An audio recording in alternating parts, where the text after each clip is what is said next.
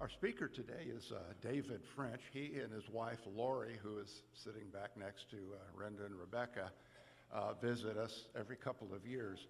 David and Lori have dedicated their lives to ministry for the past couple of decades plus. They have been ministering in Zambia, training ministers, church leaders, and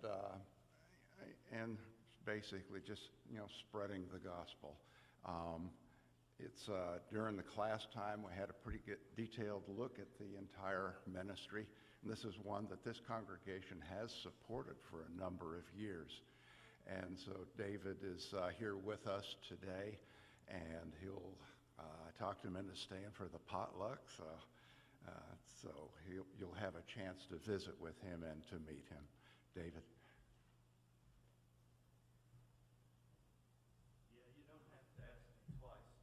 Stay for a potluck. Anyway, as you can see. Are we up? Yeah, we are. All right. Boy, I tell you what, it's hard to believe. 33 years ago, my wife and I moved here to work with the congregation here. There aren't a whole lot of folks that are left from those years, but it is always great to get to know new people, and of course people come and go, but it is great to be here. And I just want to thank the congregation here so much for the support that you have given to support this ministry that we're involved in Zambia. I want to talk about the next few minutes why Africa needs the gospel. I think this has application to us here in the United States as well. I think you'll pick that up. But I am going to talk specifically about why Africa needs the gospel, and it is the reason that we are in Africa doing what we're doing. And as you, I'm sure, aware, Africa is a continent in great crisis. 20 of the 28 poorest countries in the world, 27 of them are in Africa. Unemployment is, they say, 38%, but I'm telling you it's a lot more than that. There just aren't jobs. The biggest problems that we're facing in Africa are government corruption and tribalism. And there are 35 active wars that are going on in Africa, most of them civil wars within the countries. And when you look at what's going on with disease, you see that 1 million children die of malaria every year. There is 50 million AIDS orphans in Africa, and 1/3, which is hard to believe, but 1/3 of the women of Zambia now have HIV/AIDS. And so when you hear things, and I could go on and on with facts like this, I mean, people begin to ask, well, is there any hope for Africa? I mean, is it always going to be like this? Because it seems like we've been pumping in lots of humanitarian aid and trying to help Africa, and yet is anything changing? Is there any hope for Africa? Well, I do believe there's hope, but it has to do with their worldview. What Africa needs more than anything else, more than U.S. aid or UN or money or businesses or humanitarian aid or all the above that we think are going to solve problems for Africa that we've been investing in, they're not going to do it, because the real problem, when you really get down, I began to realize it is a worldview problem. And that is why Africa needs a biblical worldview. Now, when you look at Western culture, our culture is built so it's quite a few different influences. We're not, we can't be arrogant here and say Western worldview is a biblical worldview. It's not. It's got Greek, Roman influences in it, Greek philosophy. Modernity or modernism has greatly shaped our culture.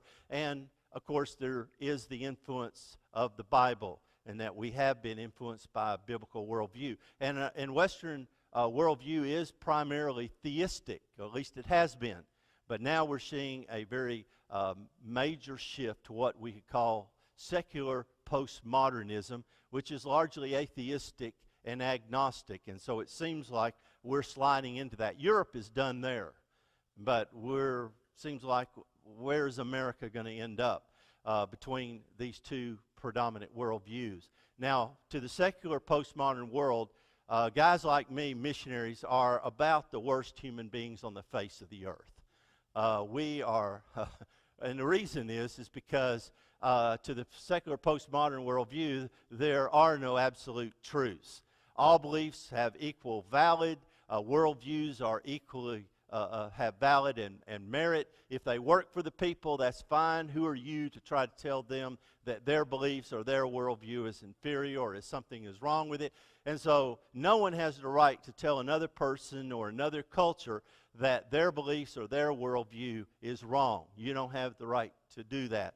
And I would tell you that most of the conflict that I see going on in America today, it's not just politics that's going on, but there is a worldview conflict that's going on, and it's much deeper than just politics. That's just one symptom of it, but it's much deeper than that, because you see, one a worldview says that there is absolute truth, while the other one says there are no absolute truths. One says morality is determined by God, while the other says morality is a matter of personal choice. If it works for you, fine, as long as it doesn't hurt anybody, which I could challenge that. But anyway, that's kind of the two worldviews that we see going on. And so into the postmodern worldview, missionaries like me, I mean, we're bad people. I was riding with a guy ferrying a car up in New England, and was talking, he's a college guy, and we're having a great conversation talking, and then he asked me, well, what do you do? And I said, well, I'm a missionary in Africa. And I mean, his face got red, and he clenched his teeth. He says, well, we better not talk about that. And then he did. And he led into me, and he just went off, boy. And I just let him talk, and finally, when he finished, I said, the only thing I can say is this: you just haven't been to Africa. And that's all I could say, because I'm sorry, you don't know what you're talking about. Because you see, the truth of the matter is not all worldviews are effective and beneficial for people. They're not all equal. Some are, and I believe in Africa, worldview is detrimental to the development and the well-being of the people. The fundamental problem, as I said, in Africa, I believe, is a worldview problem. And I believe the solution is a biblical worldview. And I start in Genesis. And, of course, those who remember me I never lived this down, because I taught a class here, and it went on over a year. And so they keep calling me Mr. Genesis. And even last night, I was with Charles and them, and they brought it up again. They even had a roast and roasted me, because I've spent a lot of time working with the Pentateuch, more than any other part of the Bible. But that's where I began in Zambia, just talking about the biblical worldview as it's set forth in Genesis, in the Pentateuch. Because you see, the Pentateuch, or Genesis in particular, was written as a polemic or a attack, if you want, or an argument against ancient Near Eastern paganism. Now, there are three basic worldviews. Now, there are a lot of subcategories of that, or sub-worldviews, but basically there are three worldviews. There is the Abrahamic monotheistic tradition: Judaism, Christianity, Islam. Sikhism in India has only been around 500 years. It was influenced by monotheism from Islam. But there's the Abrahamic tradition, and then you have basically polytheism, or paganism, which is the belief in many different gods. Most of them have the idea that there is a supreme God, but he is far away, he's uninvolved, he's too important to deal with us, he's off doing other stuff. But mainly the focus in polytheism has to do with the many gods, or the spirit beings that are in control of what's happening to us in the world. And of course, there is the newest worldview, the secular postmodern worldview. Now, this pagan worldview is what you see going on in the Old Testament. When you read the Old Testament, you need to understand Israel was polytheistic. They were not monotheistic until after Babylon. And when you read in the Old Testament, you need to realize we're dealing with, these are folks who do not have a biblical worldview in the Old Testament. Israel did not. And of course, it also includes the people of Africa, what we call African traditional religion. Now, I want to, as quickly as I can, we're going to go over time today. I'm sorry. I don't know where all the time went. I just got started. We're time to finish.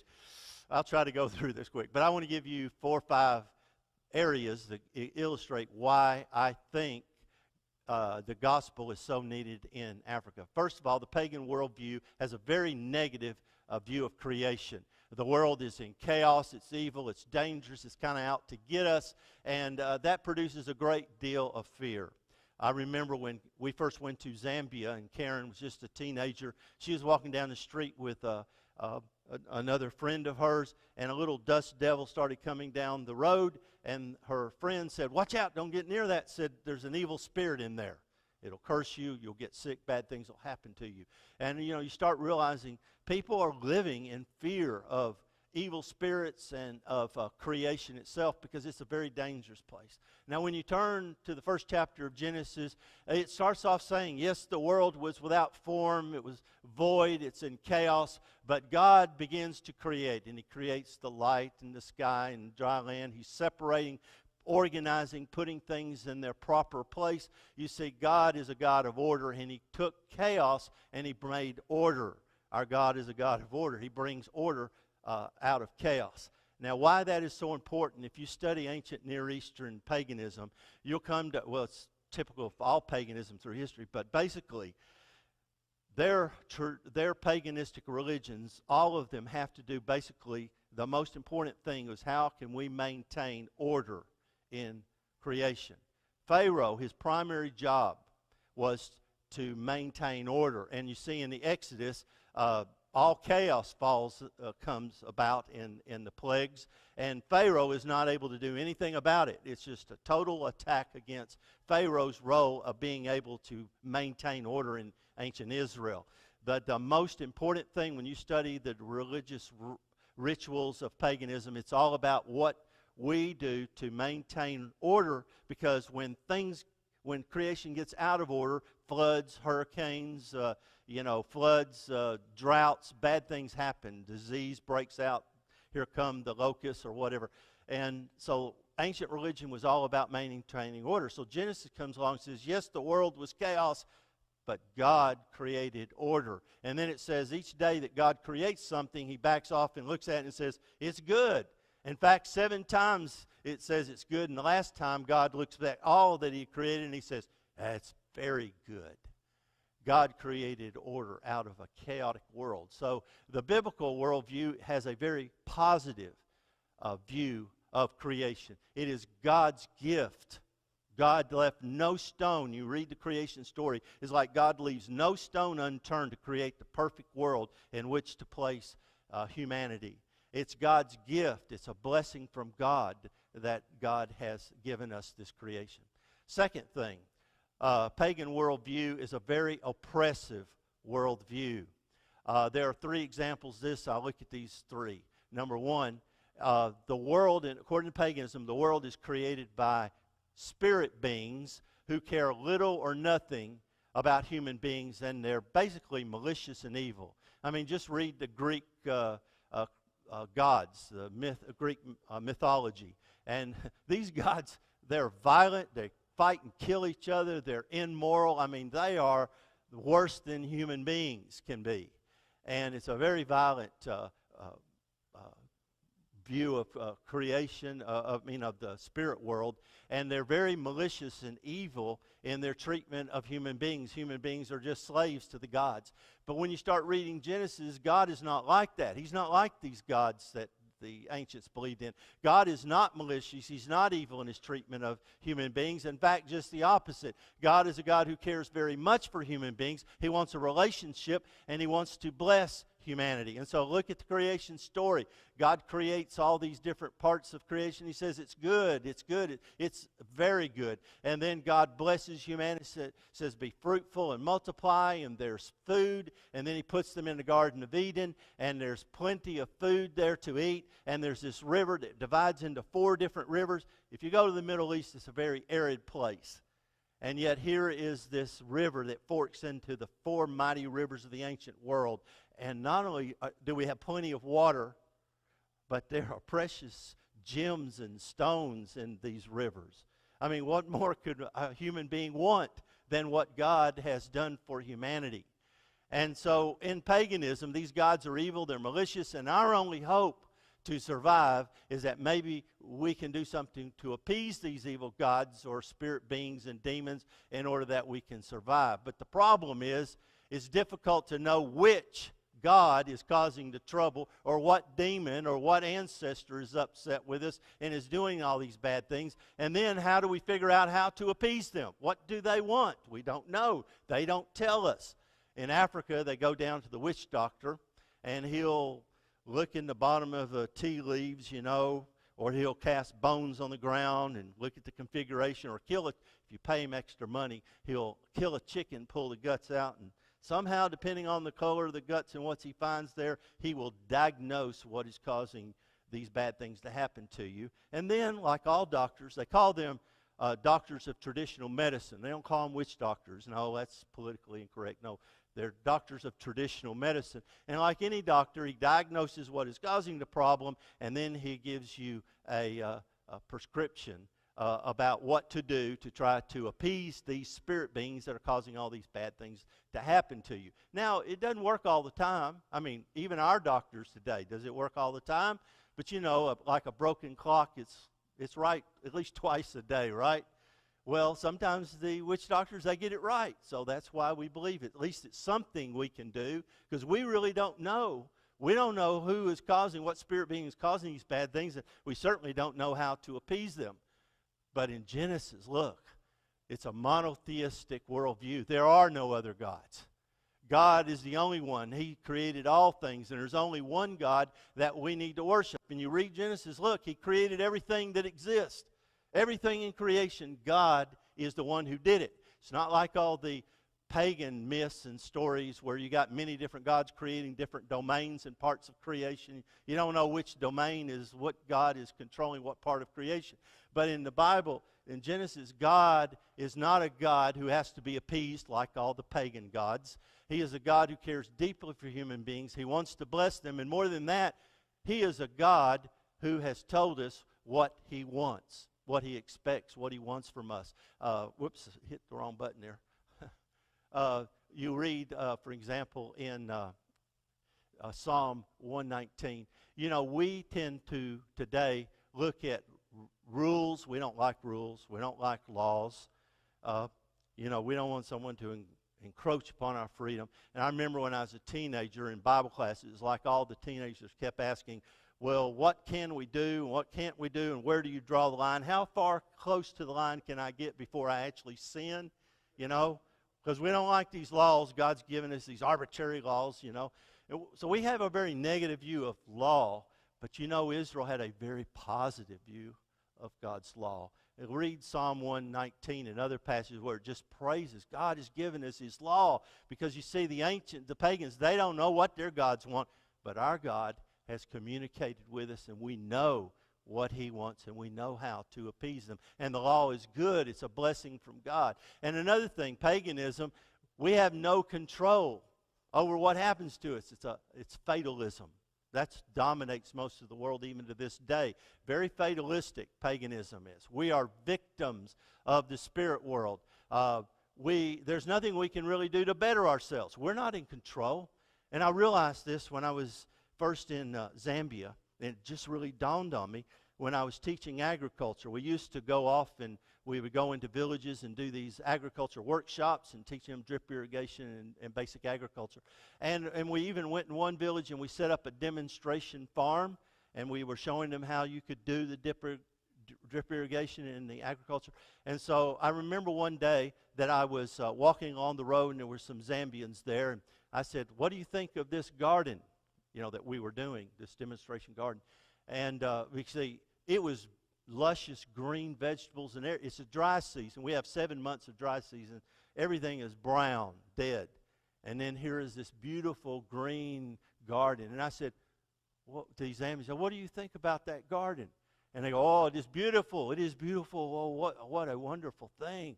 And they just, they were amazed by it. And I said, well, you can do this too. And they go, oh, no.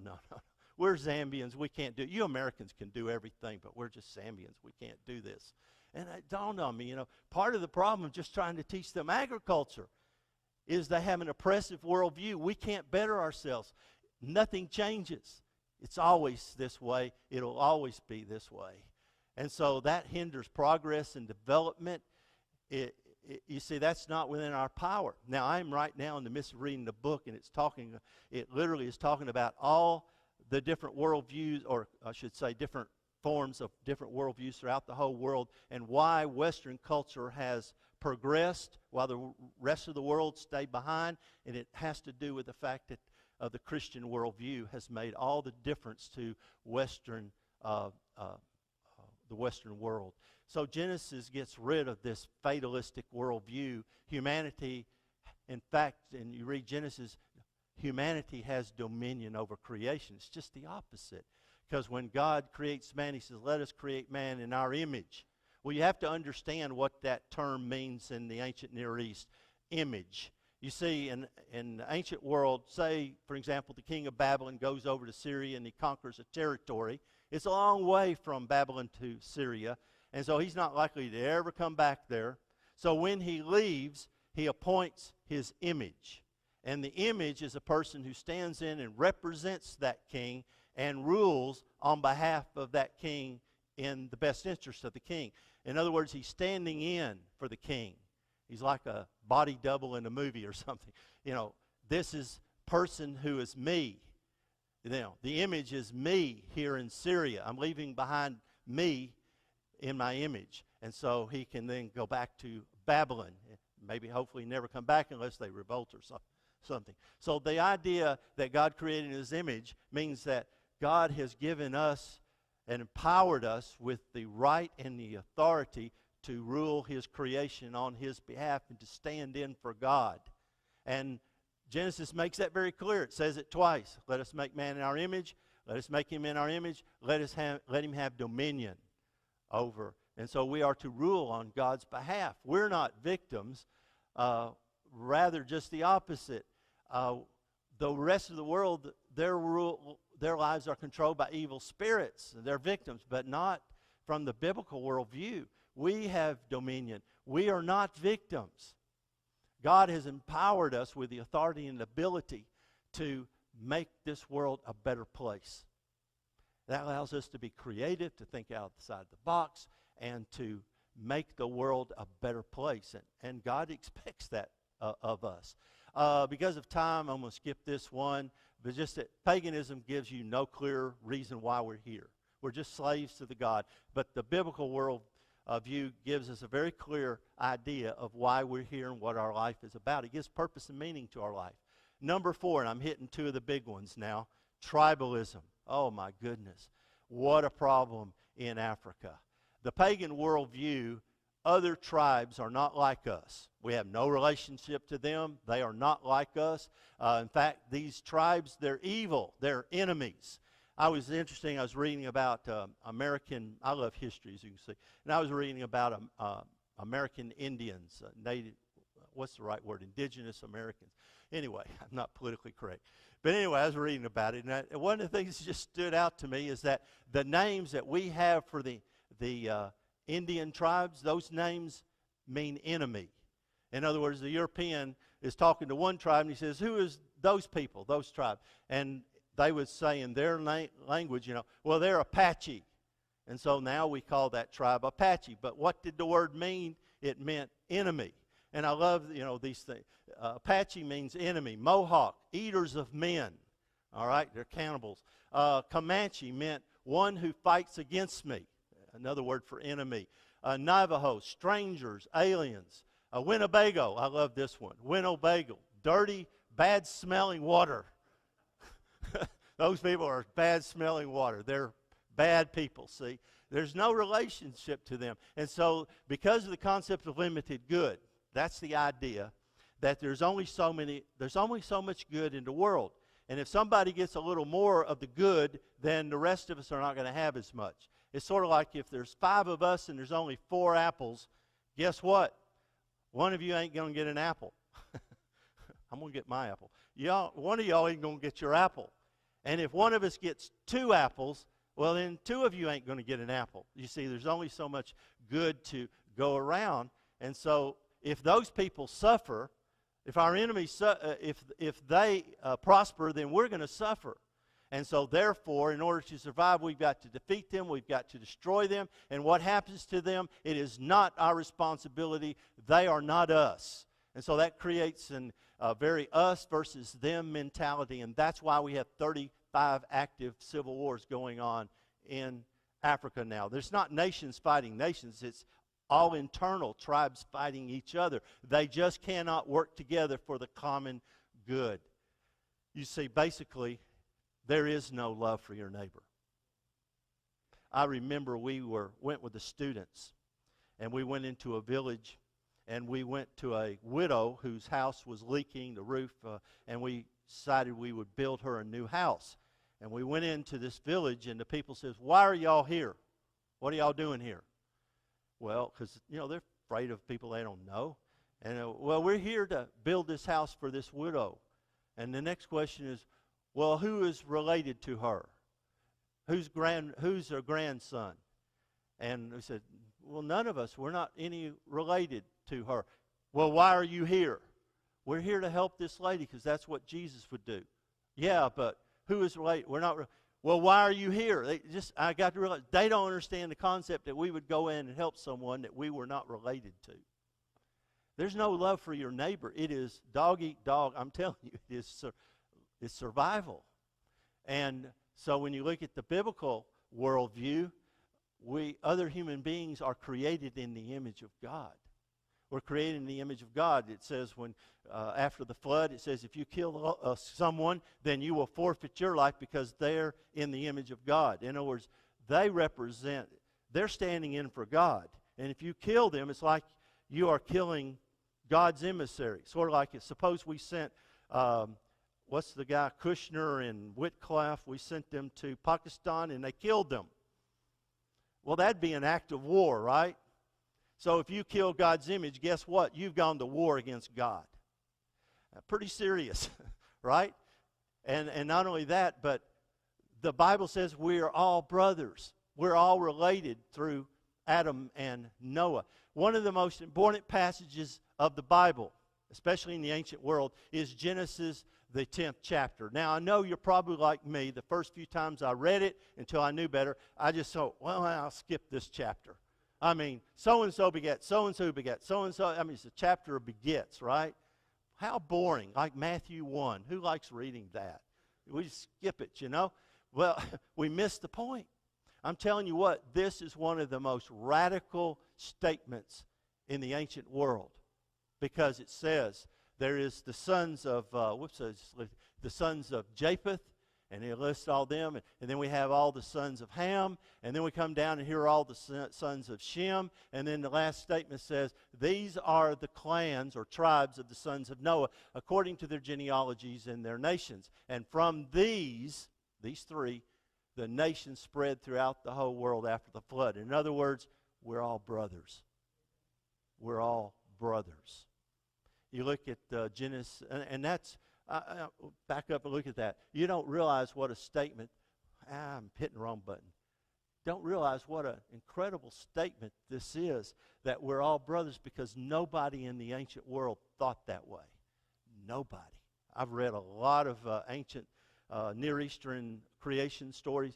Nobody ever thought this way, and I have to stop and I have to ask myself, and it's one of the reasons I believe in the inspiration of the Bible, where did the Hebrew people ever come up with such a radical idea when nobody else thought this way? I mean, you have to understand the Hebrew people are just a bunch of hillbillies, a bunch of hicks living in the hills of Judea. They're not Greek philosophers. They don't have the wise men of Persia. They're just a bunch of hicks living in the hills of Judea trying to survive. Where did these hicks come up with such a radical idea that nobody else ever dreamed of? There's sort of statements in the Bible like that, and you have to ask, where did they ever get such an idea if it wasn't from God? And then, of course, we have the story of Genesis 4. Cain gets angry with his brother. He kills his brother, and God comes and says, Cain, where is your brother Abel? And Cain says, am I my brother's keeper? But that's the point of the passage. You are your brother's keeper. And of course, Jesus goes on in Luke, the 10th chapter, as a lawyer comes up to Jesus, what do I need to do to inherit eternal life? And Jesus says you need to love God and love your neighbor. And he's a smart aleck, so he comes back and says, well, who is my neighbor? And Jesus tells him one of the greatest stories of parables, the Good Samaritan. There's a man, he gets robbed, he's beaten, left half dead. His own countrymen don't help him, and even a Levi and a priest at that. They pass by, but who in the world helps him? A Samaritan, his enemy. You see? And the point is, who is my neighbor? It includes your enemy. In fact, Jesus even says, love your enemies in the Sermon on the Mount. So the biblical worldview, you see, that we're created in the image of God, we're all brothers, that, if they could ever get a hold of that in Africa, we would end this tribalism, which is, you could also turn that into racism as well, which is a problem in the whole world, you see. So, the last point here, the idea that we're created in the image of God and that we're all brothers is the basis and the foundation for morality. As I said, in the pagan worldview, there is no love of your neighbor, and that's why we have all these problems in Africa. Theft. I'm telling you what, you better not turn your back on your property. It ain't going to be there. I remember I was riding my motorcycle. I used to have one. I'm no better now than to do that, but especially in Africa where there's no 911. Anyway, I set my helmet down on the counter, and this is in the 80s, and I turned around. For just a second, it was gone. You know, if you don't keep your hand on it, it's gone. If you go into by the way, if you go into any part of Africa, everybody who has a house has a wall around it. Our house has a 10-foot wall with glass in the concrete around the top. If you go to South Africa, you'll find all the houses have 12-foot walls with barbed wire on top and an armed guard standing at the gate. That's how bad carjackings and people get killed. I mean, theft is just incredible. Government corruption, that is killing Africa. That is killing them. People in power just steal the country blind, so there is no development. There's no medicine. They don't have money for education because those in power are stealing it. And all the violence and the tribal wars that I mentioned and the immorality. 1/3 of the women of Zambia have HIV/AIDS now, and I already talked earlier about rape and stuff. And then the distrust and the inability to... This sounds horrible. I know this sounds horrible for me to say, but I'm telling you, I don't trust anyone in Africa. I was talking to a missionary friend of mine who's been there since 1972, and I said, this is awful, but I just don't trust anybody in Africa. He said, yeah, I'll tell you what, we missionaries are the most cynical people on the face of the earth. Because I'm telling you, I have trusted good men of God, and they have stabbed me in the back, many of them. And I've seen it with other missionaries and other people. This is what's holding Africa back. But you see, the biblical worldview says we are neighbors, we're brothers. There's a love of neighbor, and that's what will overthrow these problems. You see, the biblical worldview is a monotheistic worldview that God establishes right and wrong, and God can tell us what is true and what is not. God is the source of truth, and that only comes from the Abrahamic religions, the Abrahamic traditions. But the other worldviews with paganism, there are many gods and many different spirit powers. And so there are many different beliefs. There's no moral code or moral... the ancient gods, they never told human beings what was right and wrong. There was no morality in the Greek gods or any of the other ancient Near Eastern creation stories you read about. The gods don't tell any human beings how to live. There's no morality being taught. There's no guidance. There's no direction. And then when we look at secular postmodernism, instead of believing in many gods, we don't believe in any God, and so now we don't have any moral direction or guidance at all either there. So how in the world are we to determine what is right and wrong and what is true or not true? What is reality? How do we determine that? If you don't believe in God, a monotheistic God, who decides? Well, okay, we're a democracy. Let's let the majority decide, right? Well, that doesn't work out too well. Look at Germany. What if the majority decides, we don't like Jews? Let's kill them. You see, the majority can run over the minority. Well, what about just let everybody decide for themselves, which is where it seems to be in America now. Everybody can decide what is right and wrong for themselves as long as it so-called doesn't hurt somebody. So let's let everyone decide. Well, that is chaos. Look at what's happening to us right now. We have no guidance. I mean, that's why everybody in this country is all over the page. and can't even talk to each other because they have no frame of reference. How can you talk to anyone when we have nothing in common? There's no God. I mean, everybody's their own God. Well, what about if we have a dictator, a king? Let him decide. Oh, boy, that doesn't work out. I mean, look, Maduro, Putin, Xi Jinping, the list goes on and on, Idi Amin, who are, the world's full of dictators that have been, Hitler, the list is long, who have done horrible things. Stalin, dictators, that's not going to work. So how in the world do we ever decide what is right and wrong, and how can we ever agree and get along with each other? That's why we need the biblical worldview. It is the only way that we can determine what is right and wrong. And so this is why Africa needs a biblical worldview, why we need it. Because the biblical worldview says creation is good. It's a gift from God. It's not an oppressive world because we're not victims. We are able to better ourselves. God has empowered us with the authority and the right to make the world a better place. And God is not a God we have to appease like the pagans. The biblical worldview gives us purpose in our life. And it teaches us that we're all brothers and that we need to love our neighbor. And it's the foundation for morality, because all the other worldviews, they give us no direction, no common frame of reference where we can decide that. That is why we need the biblical worldview, why Africa needs it. Is there any hope for Africa? You see all these problems. Is there any hope for Africa? Yes. That's why Africa needs the gospel. It will change. We got 700 million people in Africa now professing to be Christian. They're saying it's going to go up to 1.3 billion within another 25 years. If they'll ever really start understanding biblical worldview, it will totally change Africa for the better. I got to close by just asking us one question. What does this say about where we're headed? We seem to be abandoning that biblical foundation. If we don't turn this around, where are we going to end up? We're going to offer the invitation. If you're here this morning and you want to respond to this gospel message and make God or Jesus Christ the Lord of your life, He'll put your life together. Where there's chaos, He can bring order to your life. He can give you purpose and meaning in your life. If you need to respond or you need prayers of the congregation, we're going to give you that opportunity to respond while we stand and sing.